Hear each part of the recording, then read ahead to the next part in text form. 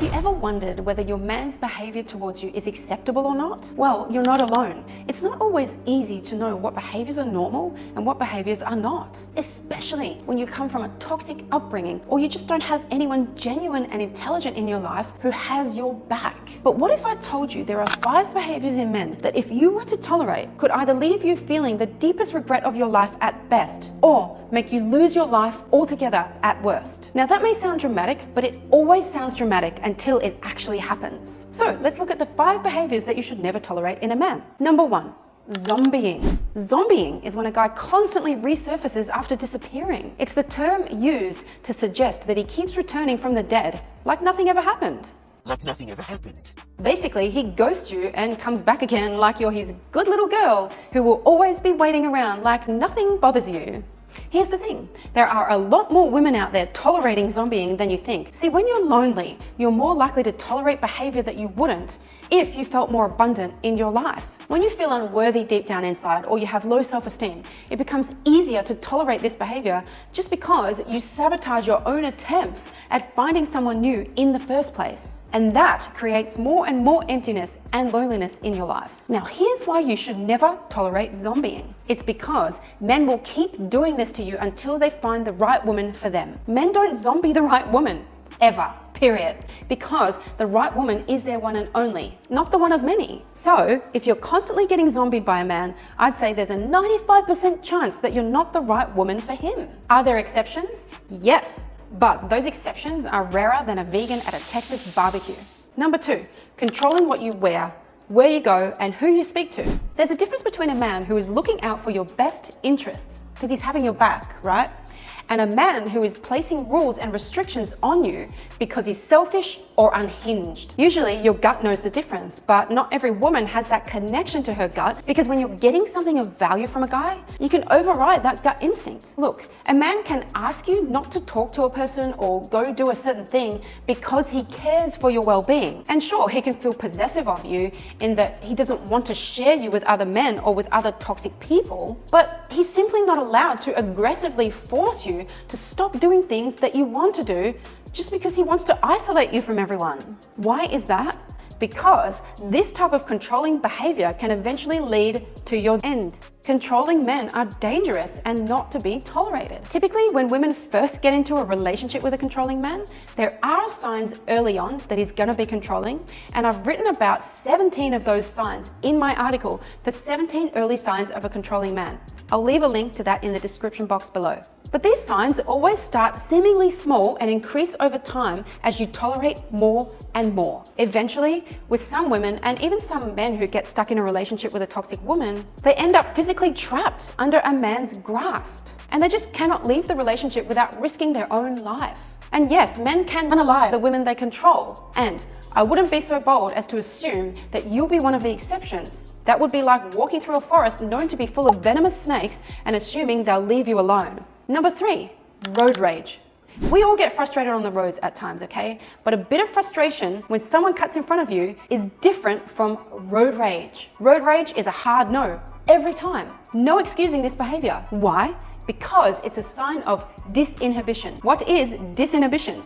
Disinhibition is acting without inhibition and without regard for the consequences of your behavior. Disinhibition includes inappropriate actions that go against social norms. A couple of examples of disinhibition could include setting fire to a neighbor's shed or boldly insulting a waiter or waitress that you don't even know.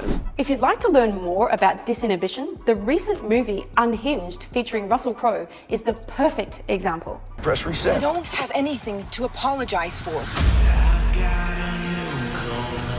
Can you go, please?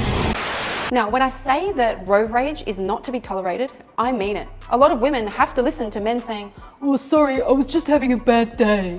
But no, I've been with my husband for almost 20 years, and although I've seen him a little frustrated on the roads very occasionally, never once has he gone into any kind of rage or anger on the roads. Here's the thing. Sometimes women don't get to see the road rage until months down the track, and they get completely shocked by it.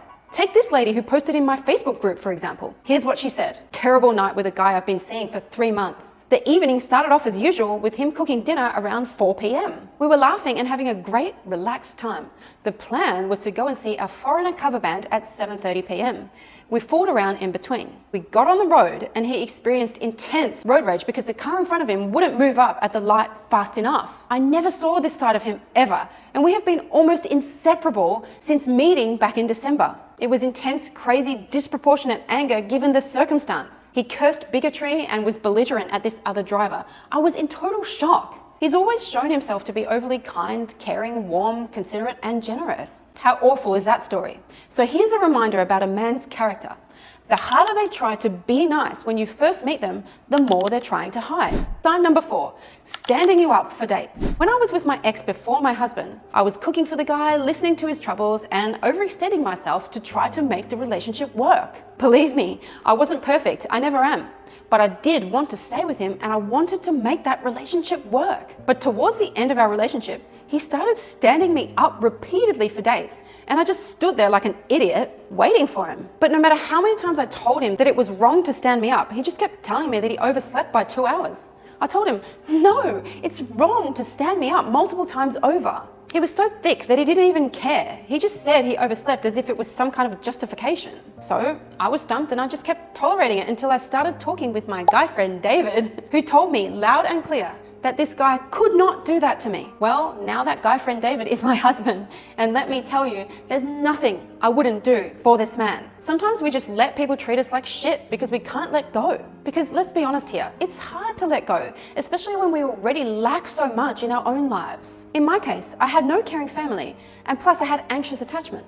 That anxious attachment made it nearly impossible for me to let go of my ex. Thankfully, I did in the end because I learned to let the pain and the anger and the disgust of being stood up multiple times guide my decision making. And that's why your emotions are so important as a woman. Number 5, he insults your appearance at seemingly random moments. I once had a girlfriend who was dating an immigrant who, to me, it was pretty obvious that he didn't have a care in the world for her. He was just happy playing house with her to reduce rental costs and to use her to stay in the country and to make new connections. But he was the most repulsive man who would repeatedly insult my friend's appearance at random moments, and it would catch her totally off guard. I remember she called me one day to tell me that they both woke up in their bed that morning, and as soon as she sat up in bed, before she'd even stretched and yawned, he started having a go at her. "Have you brushed your teeth? Are you going to brush your teeth?" he asked. "And your breath stinks." He was expressing his hatred. Then he said, "Are you going to exercise? I thought you were going to exercise more to lose the weight." And it made me sad, but my friend just took it and calmly responded to him that she was going to do all of those things. She didn't even fight back. That's when you know that your parents didn't give you enough emotional resources when you were a child. What I mean is, as women or men, we tolerate these putrid insults because we think we don't deserve any better. Deep down inside, we truly believe that we deserve less in life. If that's you, I'd implore you to explore your own attachment style. You can do that with my free quiz, What is my core attachment style? I'll leave a link to that quiz in the description box below. So why your attachment style? Because our attachment style is dictated very young, usually before we could even take our first steps. And here's the real kicker. Are you listening?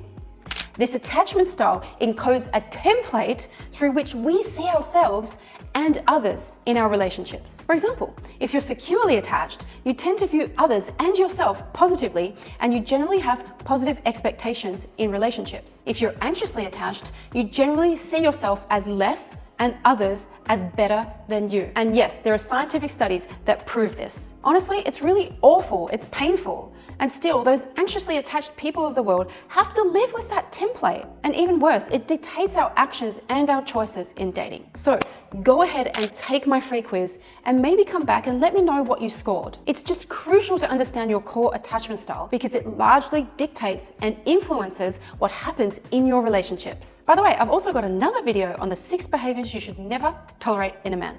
I'll have a link to that video in the description box. If you found this video helpful, consider giving it a thumbs up, and I'll talk to you soon.